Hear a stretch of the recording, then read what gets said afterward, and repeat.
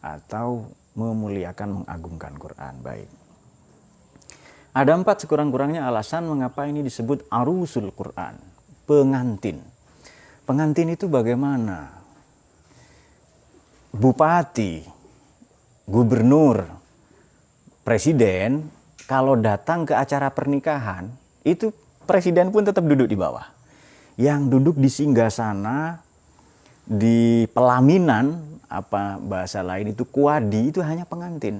Jadi derajatnya presiden atau pemimpin negara, kepala negara, kiai saja tetap duduk di bawah itu, ulama lah itu. Oleh karenanya ia arus. Pengantin karena isinya sangat indah, yang nampak paling indah, paling memukau, itu pasti pengantin dalam satu, meskipun itu acara pernikahan sederhana. Baik. Alasan yang kedua lebih pada aspek isi, jadi kontennya ya. Memang kalau kita mempelajari surat Alif Lam Ra, surat Hamim, surat Nun, ini kita sudah akan sampai pada kesimpulan. Surat Nun ini sudah kita ulas. Yang wal qalami wa ma yasurun ya, maknanya memotong kolam itu kan waktu itu. Agar ujung pena itu dipotong untuk bisa dicelupkan kepada tinta. Baik, indah, memukau, kemudian nikmat-nikmat Tuhan, keajaiban-keajaiban penciptaan, keagungan-keagungan Tuhan ya, rahmatnya, nikmatnya, cinta kasihnya, tidak hanya di dunia dan lebih-lebih di akhirat. Oleh karena itu, ayat ini dimulai dengan Ar-Rahman 'allamal Qur'an. Mari kita baca saja biar lebih keren lah ya. Ini sekurang-kurangnya supaya kita jatuh cinta. Kalau Anda belum pernah jatuh cinta, maka jatuh cintalah kepada surat Ar-Rahman ini. Ar-Rahman 'allamal Qur'an, khalaqal insana 'allamahul bayan, asy-syamsu wal qamaru bihusban, wan najmu wasyajaru yasjudan. Saya akan pakai terjemahan saya sementara. Tentu teman-teman boleh memakai terjemahan lain. Ar-Rahman. Di sini maknanya Allah Maha Pemurah, ya boleh, Maha Pemurah, pengasih, pelimpah kasih, luas.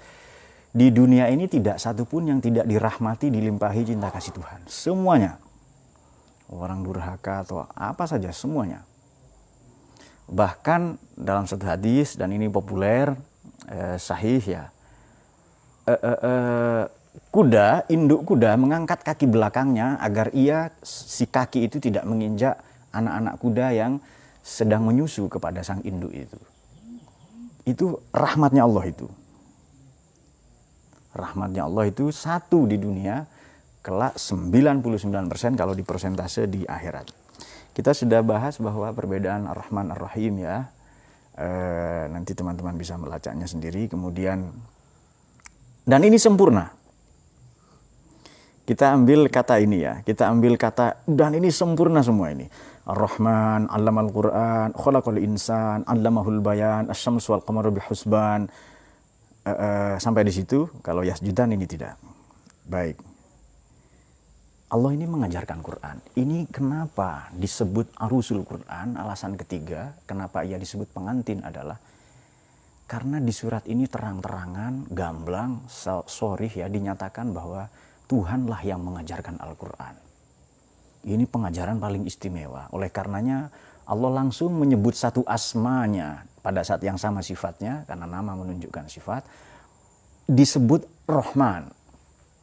Ar-Rahman, ini spesifik ya. Maha pelimpah kasih yang sempurna, sakral dan agung. Nah itu dia. Mengajarkan Al-Quran, Quran juga bacaan yang sakral, sempurna, dan agung. Khalaqal insan.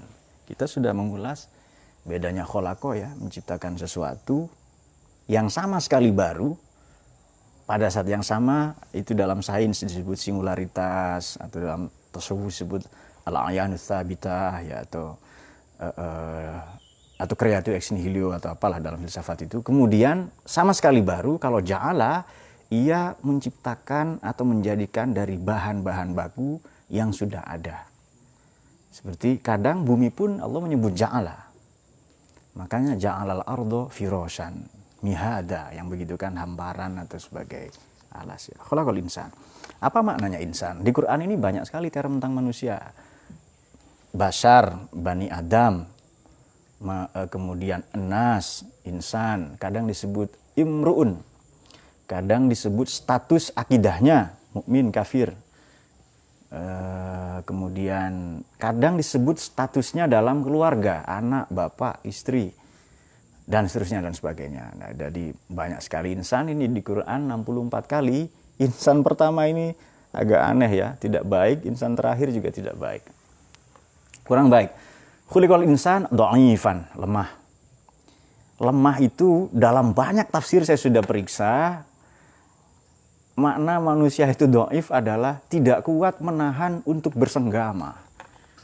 Tidak kuat untuk menahan diri untuk melakukan sexual intercourse kepada lawan jenisnya. Jadi auto ingin menafkahi. Coba anda yang jomblo ini ya. Anda kan mukanya sudah muhkamat jomblo ya kan. Ya mungkin sebagian mutasyabihat itu. Jangan mukanya lah ya, apa ya. Ya sudah muka saja itu paling baik gitu. Allahumma sholli ala sayyidina Muhammad. Kalau melihat perempuan cantik sesuai dengan nafsu Anda, sesuai atau enggak, auto ingin menafkahi, terutama nafkah batin ya kan. Karena nafkah zahir enggak sanggup gitu. Nah, itu dia. Jangankan kepada beda jenis sesama perempuan lelaki dewasa. Bapak-bapak saja seneng ke anak perempuan. Ibu-ibu seneng ke anak laki-laki. Secara umum loh ya. Loh Pak, tetapi ada Pak yang laki-laki seneng pada sesama lelaki. Dalam hal apa dulu? Kalau itu seneng birahi itu penyakit itu. Tidak natur itu. Tidak nature itu ya. Dan misalnya, ini itu maknanya lupa. Jadi manusia jina, satu, lupa. Atau nusun atau nuas, maknanya gerak, dan itu ciri manusia semua. Jadi sekurang-kurangnya manusia itu gerak, berarti aktif ya, ada daya dorong dalam dirinya, lalai, lupa, dan itu manusiawi banget. Kemudian satu lagi makna manusia tadi adalah kecenderungan, potensi baik, potensi buruk, potensi daya hidup ya, biofilia, daya membunuh, merusak, destruktif ya, nekrofilia dan seterusnya. Oh ya, tadi insan pertama buruk ya. Nanti insan terakhir itu innal insana lafi khusr illa man. Untuk manusia juga sama. Man itu 861 kali di Quran, 861 kali. Ada man tentang Allah ya, ada man khalaqal arda, kemudian khalaqas tsumma yu'iduhu. Ada man bermakna binatang. Apa itu? Wa minhum may yamshi 'ala batni. Ada melata aja. Ada man untuk manusia, dan ini sudah lazim di Quran 861 kali. Man pertama itu wa minhum may yaqulu amanna billahi wa ma hum bimumin. Ini munafik ini, ngaku iman padahal dia tidak. Man terakhir wa may ya'mal wa man ya'mal misqala dzarratin syarran yaru. Nanti dia akan melihat, menyaksikan amal yang negatif yang dilakukan olehnya. Oke. Alasan yang keempat kenapa disebut arusul Quran nanti semoga anda lupa, santai saja. Allamahul bayan, ini terjemahan saya. Tuhan mengajarkan manusia untuk sedemikian ekspresif. Nah itu dia. Bayan, ekspresi ilmu, ekspresi keindahan, ekspresi kebenaran, kemudian ekspresi budaya, banyak ya kan? Coba terjemahan Depak apa ini?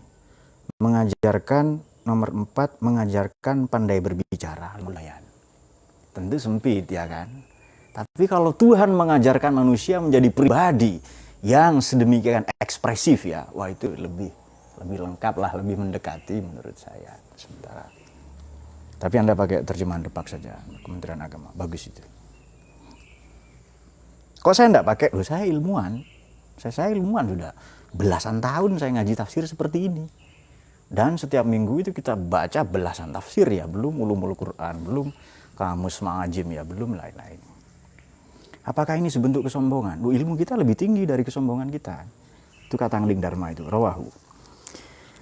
Anda itu guyon sajalah, kita tetap harus rendah hati dan sebagainya.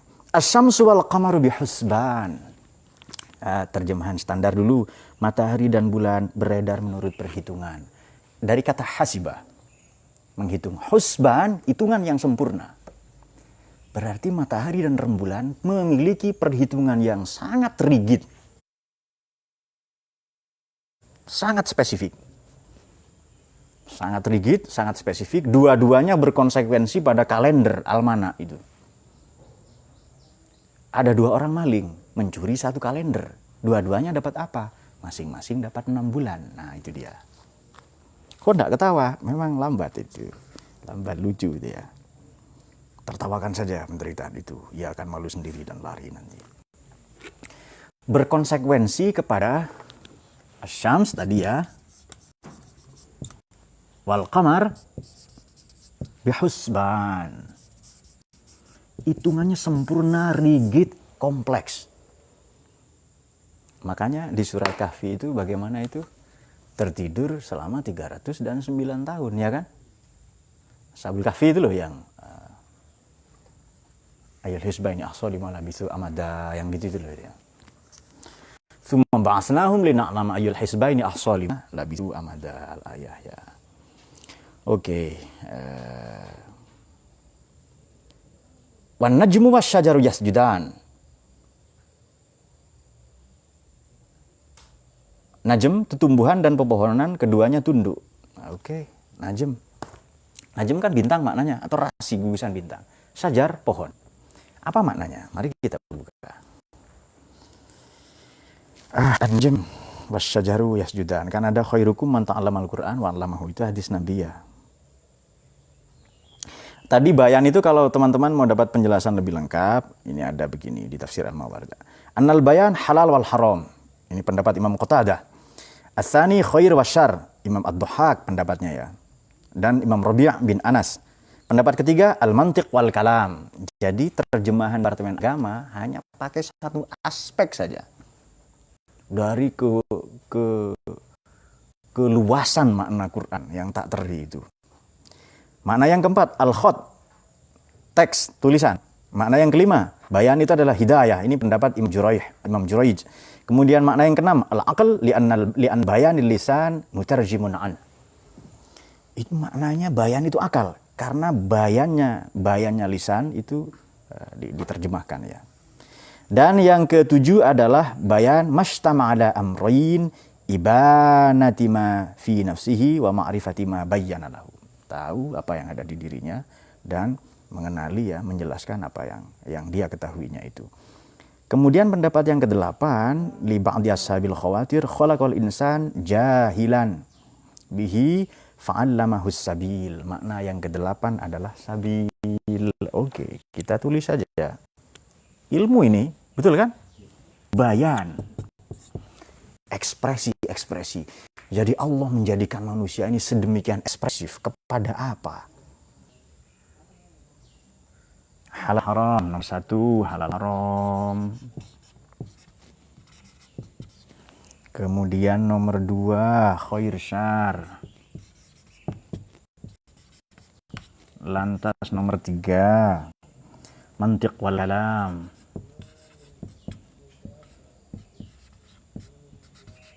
Nomor 4 khot, teks.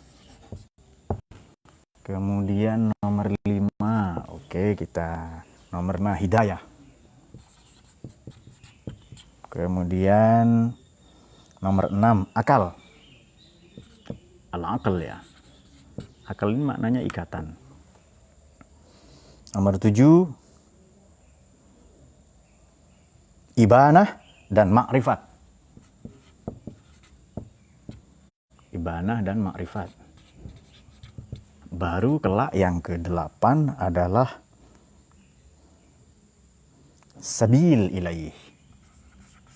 Sabil, jalan menuju Allah ya. Sabil ilallah. Oke. Coba kita perbandingkan, ini kan tafsir yang Jamul Aqwal ini, kaya akan perspektif. Coba kita buka tafsir yang lain ya.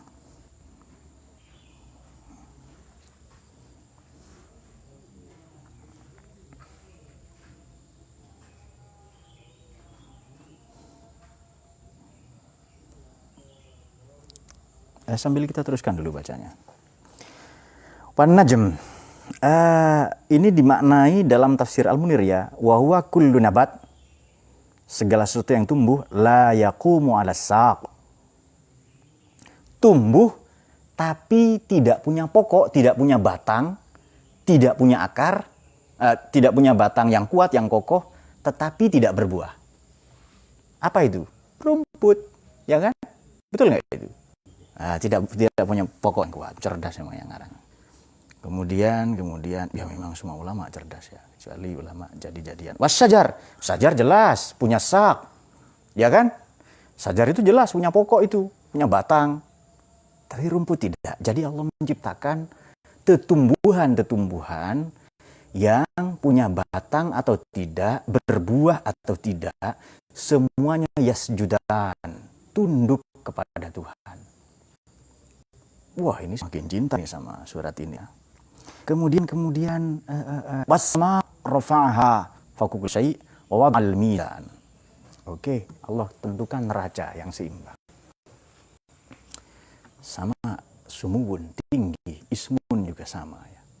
Tasmiyah, penamaan. Oke.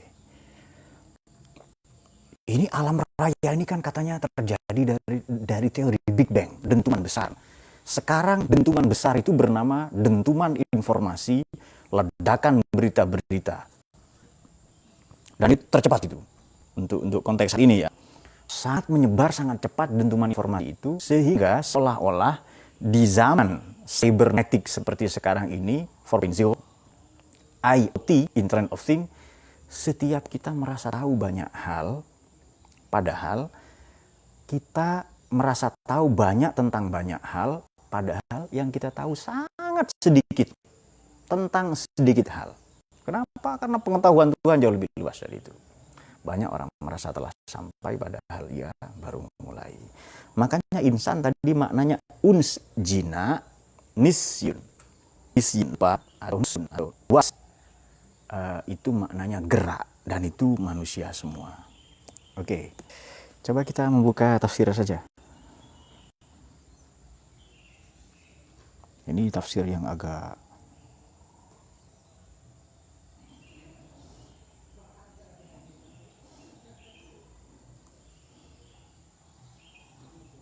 oke.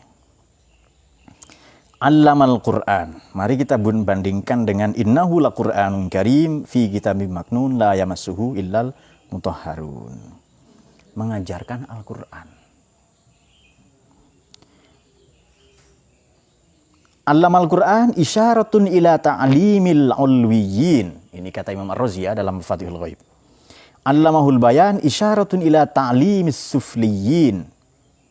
Jadi kalau allamal Qur'an, Allah mengajarkan Quran ini untuk para ulwiyin. Kalau allamahul bayan ini untuk sufliyin. Wah, ini pendapat hebat sekali ini ya dari Imam Ar-Razi. Ini mengajarkan kaum elit. Quran itu bacaan agung kok, bacaan sakral.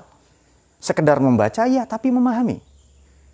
Ini memilah-milah mana kontennya, isinya, cara mendekatinya, disiplin ilmu apa yang harus dipersiapkan. Tentu orang elit ini dengan kecerdasan tertentu, dengan disiplin-disiplin pengetahuan yang sudah dipersiapkan.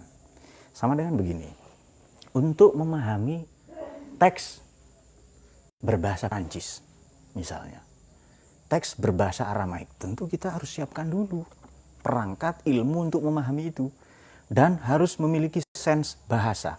Makanya salah satu tafsir ada yang fokus kepada al-lughah wal laghah. Setiap itu Ibnu Ashur ya. Salah satunya tahrir wa tanwir ya. Nah, itu dia. Oke, kemudian Allah tataghaw fil mizan. Allah ciptakan mizan, neraca yang paling seimbang, sampai-sampai saudara kita yang ateis menganggap alam ini tercipta sedemikian rupa secara kebetulan. Dengan dentuan besar tadi itu bermiliar-miliar tahun yang lalu, maka berevolusi sampailah kita saat ini seperti sekarang ini katanya. Tanpa perancang, tanpa pencipta. Nah, karena terpukau dengan keindahan alam ini. Nah, itu dia. Jadi ya tercipta secara kebetulan saja itu menurut sebahagian mereka. Kita menghormati saudara kita yang ateis ya, tapi pendapat itu kita tolak. Wa wada'al mizan, Allah ciptakan neraca sedemikian rupa. Kemudian wala tukhsirul mizan. Ayo qim wazn bil qist wasama rafa wada'al mizan alla tatghaw fil mizan. Supaya kita tidak melampaui batas. Allah bikinkan neraca mizan ya, maiz ditambahan itu berarti sempurna ini. Makanya alasan yang keempat, sekarang sudah kita masuk alasan yang keempat, kenapa Ar-Rahman ini disebut arusul Quran, pengantinnya, mempelainya. Tadi sudah kita katakan tamu sebanyak apapun, presiden, ulama, kalau datang ke acara pernikahan dibawa semua. Yang menjadi fokus perhatian dua mempelai itu. Meskipun di Eropa ada aneh-aneh ya, nikah dengan boneka, itu ada juga. Nikah sesama jenis, nikah dengan menara, dengan Tour Eiffel Tower, itu bahasa Prancis Tour Eiffel ya. Menikah dengan jembatan, ada itu menikah dengan bekas reruntuhan tembok Berlin, ya urusan mereka. Dan itu dirayakan sedemikian rupa ya. Kita tidak membenarkan itu, ya, kita menolak itu, kita menolak LGBT, tetapi kita menghormati pilihan-pilihan saudara kita yang menjadi agnostik, menjadi LGBT, menjadi apa, itu urusan mereka. Kalau saya enggak, ngapain kan?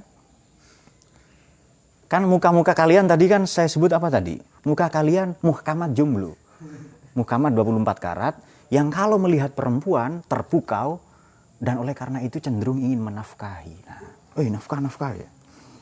Nah, itu dia. Kemudian supaya kita tidak melampaui batas. Allah tatghaw.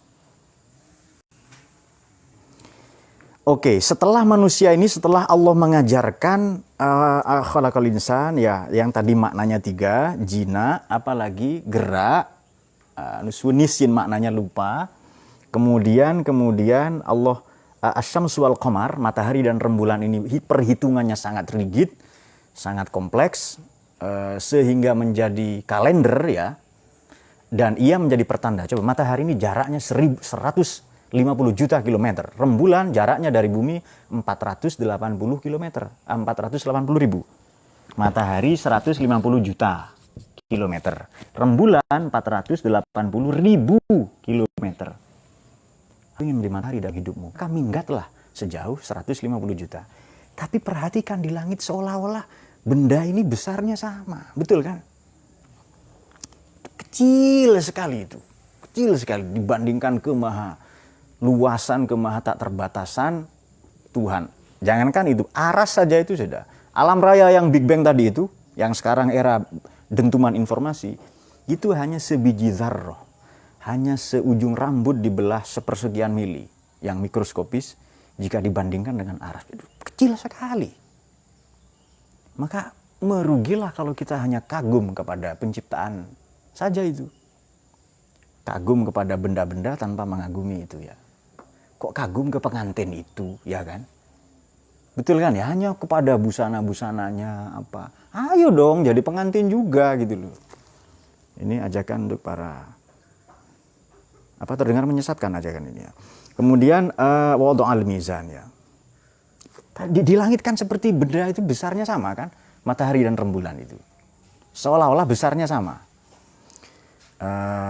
Wal najmu wasyajar tadi, najm ini benda-benda tumbuhan yang tidak memiliki batang atau pokok, kalau syajar yang punya pokok. Seperti rumput tadi yang tidak punya itu ya. Sama rafaha wada'al mizan Allah ta'ala wa aqimul wazna bil qist. Oleh karena itu ini pesannya. Qistun ini begini, kalau Anda pedagang maka berdaganglah. Nah, kalau Anda pedagang maka berdaganglah supaya pedagang dan pembeli sama-sama tidak kecewa, win-win solution. Kalau Anda jangan punya 2 istri ya. Kalau Anda punya 2 anak, bagaimana anaknya ini supaya sama-sama diorangkan, dimuliakan oleh Anda. Anda yang kecil nangis, minta mainan, merampas mainan kakaknya. Kalau Anda pakai prinsip adil, maka ya kamu kembalikan mainan kakakmu itu ya. Kalau enggak diancam bapak lagi misalnya ya. Itu ancaman terlalu ekstrim itu ya. Tapi itu bukan mazhab kita, ekstrim-ekstrimnya loh ya. Yang ekstrim itu bukan mazhab kita itu. Mazhab kita yang moderat itu, yang kiset ya. Kasih tahu saja pada adiknya. Ke kakaknya kasih tahu, ini adikmu cuma pinjem kok. Kamu pinjem nanti kembalikan lagi, saya kasih mainan lebih baik. Supaya masing-masing tidak kecewa. dalam berbangsa bernegara, dan beragama itu harus. Makanya innallaha yuhibbul muqsitin. Allah mencintai para praktisi yang menerapkan prinsip moderasi dalam beragama dan bernegara. Itu tafsir surah ini. Innallaha yuhibbul muqsitin itu. Supaya kalau beragama ia tidak merusak negaranya, kalau bernegara tidak mencederai agamanya. Karena ada orang mempertentangkan Pancasila dengan Quran. Pancasila bukan Quran. Bukan. Mbak, ya kan? Dari dulu. Yusuf Bian itu sudah lama sekali itu. Quran bukan Pancasila. Pancasila tidak bermaksud menggantikan Quran, tidak. Ia punya ranah sendiri-sendiri, punya ranah masing-masing. Kalau gitu kenapa nggak pakai Quran saja? Quran ditolak oleh saudara kita yang Hindu, yang agnostik, apalagi yang ateis, ya kan? Tapi kalau Pancasila diterima, itu namanya win-win solution, itu jalan tengah, pistun itu.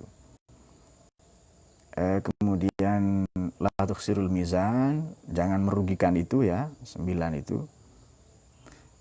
Kemudian wal arda wada'aha lil anam. Anam ini makhluk. Tadi kan saya sudah sebut Ja'ala khalaqa. Allah menghamparkan. Ini kan bumi ini bulat. Orang lalu salah paham. Ini dikira bumi datar. Kalau Allah menghamparkan seperti karpet, seperti sajadah, bukan itu maknanya. Jadi meskipun ini bulat, tetapi nampak seolah-olah rata. Itu betapa cinta kasihnya ya. Tuhan merancang planet-planet, galaksi-galaksi, itu tidak bertabrakan satu sama lain. Itu merancangnya itu gimana itu? Kok dikatakan ini kebetulan? Bagi sementara saudara kita yang ateis dulu ya.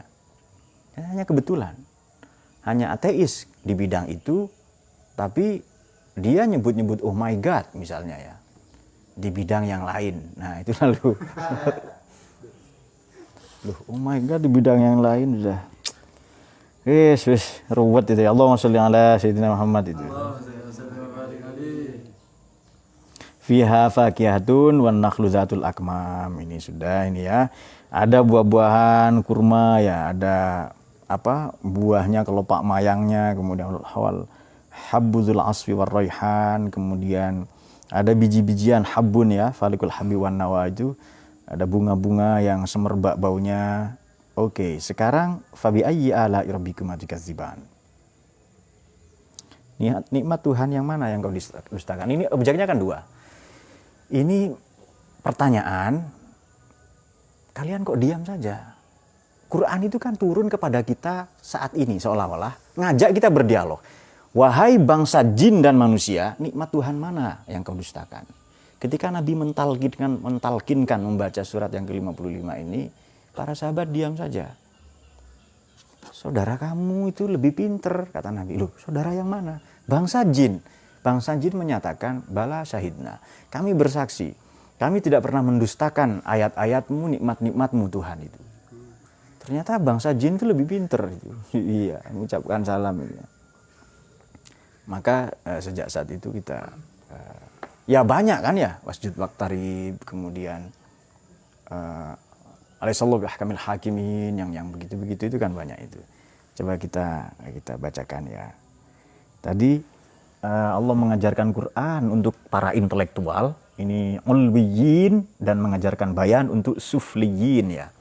Yang mana isinya bayan tadi, hal haram, khair, syar, mantik wal kalam, khot, hidayah, akal, ibanah, ma'rifah, dan jalan menuju Allah karena manusia begitu lahir tersesat, sedih, galau, buru-buru, ajula, kemudian apalagi manusia itu qaturo, pelit, dan banyak lagi kan di Quran seperti itu.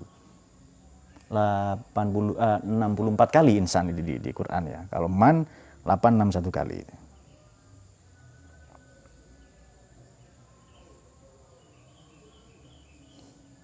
Meskipun ada satu pendapat ini adalah para malaikat katanya yang diajarkan. Oke, coba kita membuka yang sedikit berbeda ya.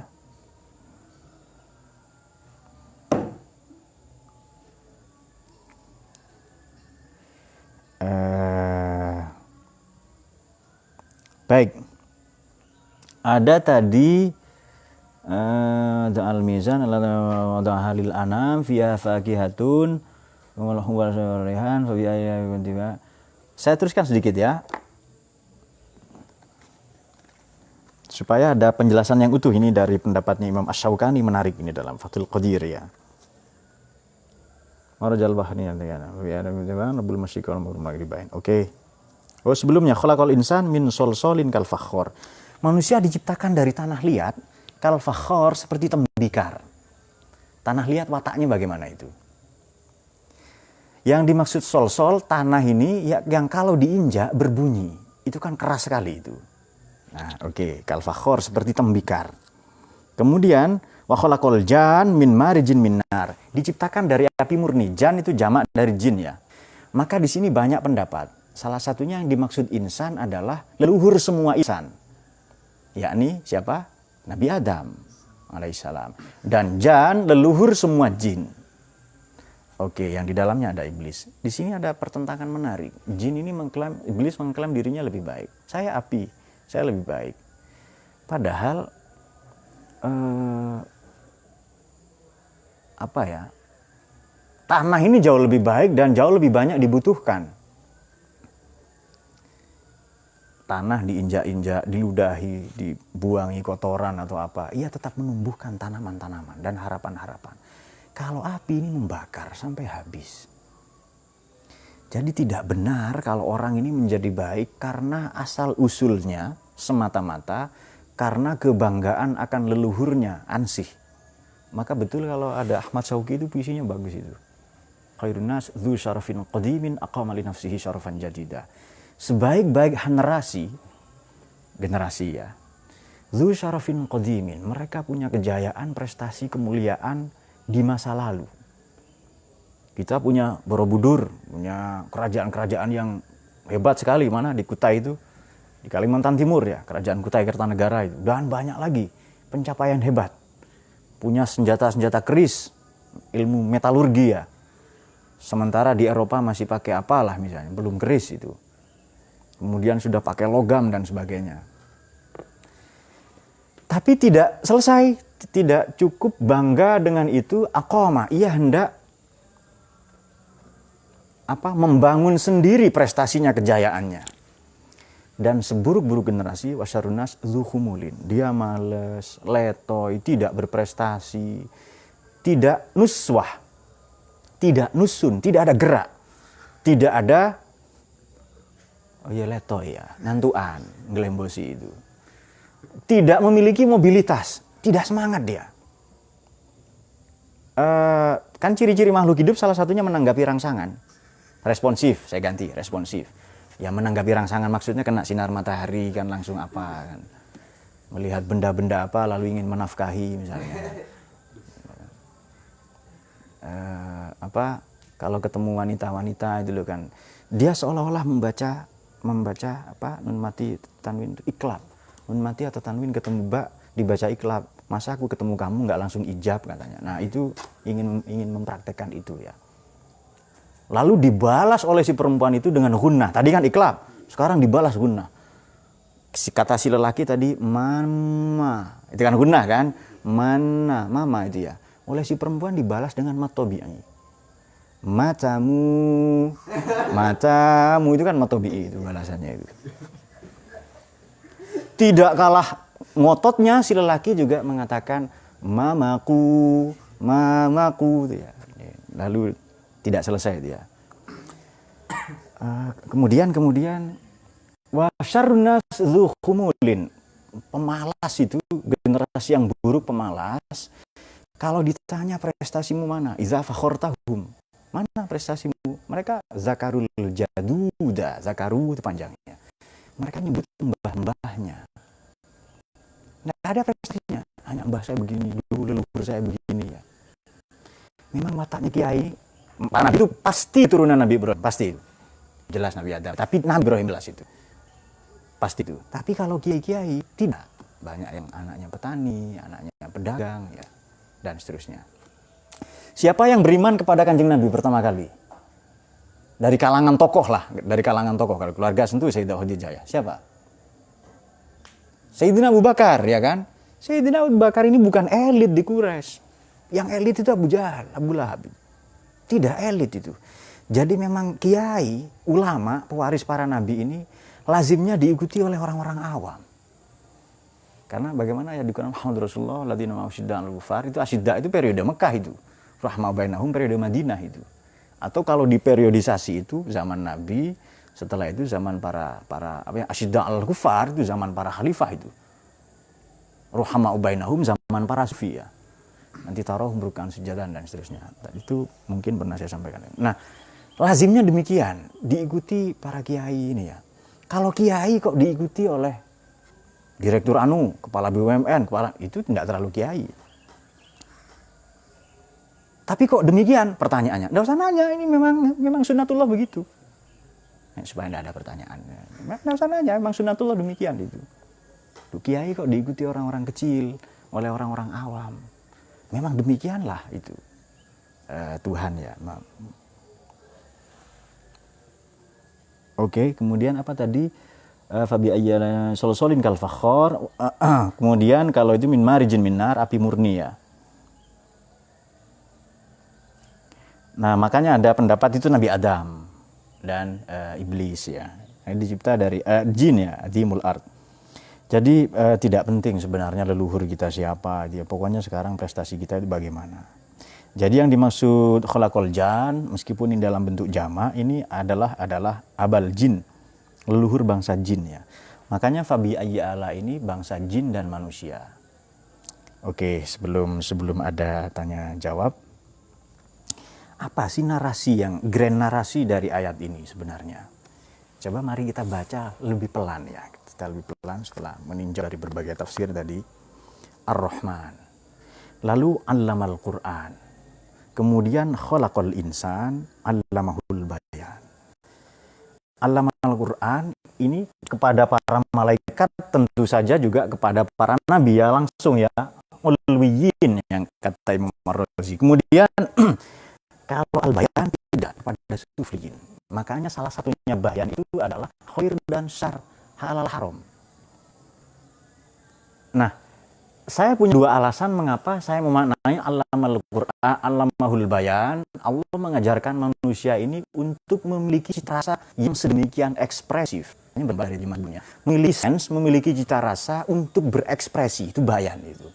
Ekspresi pada fikih, ekspresi pada keindahan, ekspresi pada agama. Ada loh ya, orang yang ekspresinya ke agama itu berlebihan. Yang sangat ketat dalam beragama itu. Yang sangat keras. Kita kan santai saja. Kan tidak enak kalau yang keras-keras dipeluk itu. Apa enak ya? Barangkali loh ya, kan lebih mending yang lunak yang dipeluk. Betul kan? Katanya memeluk agama untuk yang mukanya muhkamat jomblo tadi itu kan ya. Kalau yang ini subhat. Nah, seharusnya ia sesuatu yang fleksibel, yang lunak itu ya. Kemudian matahari dan rembulan, perhitungan yang sangat kompleks tadi. Lalu an-najm wasyajar, lalu langit itu ditinggikan sedemikian rupa, Allah tentukan neraca yang sangat presisi agar kita tidak melampaui batas. Dan manakala kita, ini untuk pedagang tadi ya, supaya ada win-win solution kalau berdagang itu. Dan aqimul wazna bil qist la tukhsirul mizan wal arda wada'aha lil anam. Kita baca akhirnya saja. Rahman, Quran, Insan, Bayan, Husban, Yasjudan, Mizan, Allah tatahul fil mizan lagi, kemudian la tukhsirul mizan arda wada'aha lil anam. Ada satu pendapat begini. Kok ini mizan 3 kali ya? Nah, mari kita baca narasinya ini sebelum mungkin ada tanya jawab ya. Langit ini sudah memiliki mizan, neraca yang sedemikian hebat, keseimbangan yang sedemikian luar biasa. Ini kan mengagumkan. Bumi ini disebut benda langit. Jadi kalau ada orang nyebut langit dan bumi, ya bumi ini benda langit. Karena bumi adalah planet. Jadi bumi ini benda langit. Anda ya, ini kan muka-mukanya Dayat, benda langit Anda ini, alien kan berarti. Ada benda langit itu sebenarnya, kita ini, oke. Sudah ya, ada begitu. Kemudian supaya Allah tatagaw, supaya kita tidak togo, tidak melampaui batas, tidak ugal-ugalan. Ada loh batasan-batasan kita itu. Ada beberapa hal yang kita nggak usah nanya, lakukan saja itu. Ada beberapa hal yang yang itu taken for granted. Itu kalau pada aspek ibadah ta'abbudi ya. Salat maghrib kok 3 rakaat. Dia berdebat itu. Nyari alasan supaya 1 rakaat. Sebenarnya yang dituju adalah nggak sholat itu. Bagaimana ini dicarikan hilah-hilahnya ya. Trik-trik hukumnya, tikungan-tikungannya di mana dia. Dan seterusnya. Kemudian waqimul wasna bil qisti, dengan yang win-win solution tadi itu dalam beragama bernegara. La tukhsirul mizan. Ini kan ekspresif ini. 7 atau 8 ranah ini. Cuma yang paling akhir ini yang keren ini, yang kata Imam Al-Mawardi tadi. Manusia itu tersesat, lalu Allah jadikan bayan, sabil ilaihi, atau jalan ilallah ya. Oke. Oleh karena itu, kadang kita baru berada di fase wassama arrafa'aha wa wada'al mizan. Ini fase ilmuwan sebenarnya. Allah tahu fil mizan. Ini fase orang-orang beriman.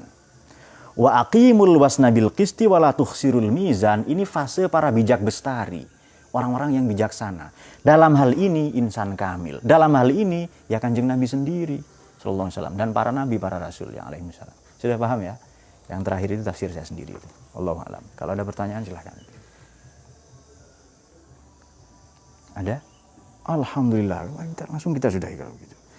Baik, saya ingin memberikan 2 saja kesimpulannya. Catatan yang paling penting dari ini nanti. Kalau kita membincang nikmat Tuhan, itu kan tidak mungkin terhitungkan. Kalau Anda bermaksud menghitungnya ya, atau suha itu sudah pasti itu ya. Kalau Anda bermaksud menghitung nikmat Tuhan apa dan sebagainya. Mari kita ambil satu nikmat saja, nikmat menjadi orang Indonesia. Yang beragama bernegaranya sudah sedemikian qistun, wasat ya, wasatiyah itu. Apakah nikmat kita sebagai bangsa Indonesia yang punya Pancasila, punya kebinekaan, berbeda-beda, bineka tunggal ika itu katanya ini bahasa Madura, neka beneka tunggal neka itu konon ya, tapi saya nggak tahu itu, perlu ditelusuri itu. Ya benar atau tidak, ya silakan Anda cari, Anda belajar sejarah itu. Kalau tidak benar ya berarti yang ya keliru kan, demikian itu. Nanti cari pendapat yang lain itu. Bagaimana supaya caranya itu benar, itu kebenaran yang ngotot namanya itu. Nah, ayat ini firman Tuhan dalam, tadi kan kita katakan yang ketiga, mengapa ini disebut arusul Quran? Karena ia berada di singgasananya, ia berada di mahligainya, ia berada di pelaminan yang semua tertuju. Bahkan kalau kita menyebut surat Alif Lam Ra, surat Hamim, dan surat Nun, nanti Anda pelajari ya, atau kapan-kapan kita ulas, surat Alif Lam Ra, surat Hamim, surat Nun, ini seolah-olah dirangkum dalam surat Ar-Rahman. Yang sedemikian hebatnya, padahal Nun ini sudah lauh mahfud isinya. Wal qalam yuma yasturun, ya kan? Dan itu bahwa Nabi tidak gila, innaka la'ala khuluqin azim. Jadi alam raya, dunia beserta segala isinya ini, kehidupan kebahagiaan di akhirat, supaya kita ini menjadi arus, menjadi pengantin yang indah, yang memukau, yang mengagumkan, tidak hanya di dunia tetapi di akhirat itu. Ya kalau mau simpel ya baca surat ini ya supaya dibelasi lah, supaya dikasihani oleh Tuhan gitu ya. Dan dengan mere-energize, menyedot ini semua ya, ngecas, lalu kita eksternalisasi, kita pantulkan sedemikian rupa cahaya-cahaya kebenaran dalam Al-Quran, keindahan ya. Jadi